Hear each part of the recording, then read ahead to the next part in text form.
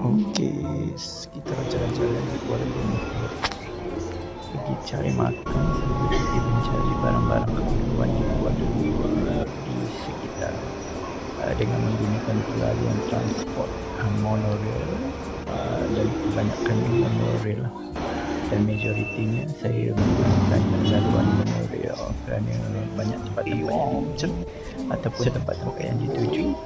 line monorail, tempat-tempat yang dituju menggunakan line monorail KL Central,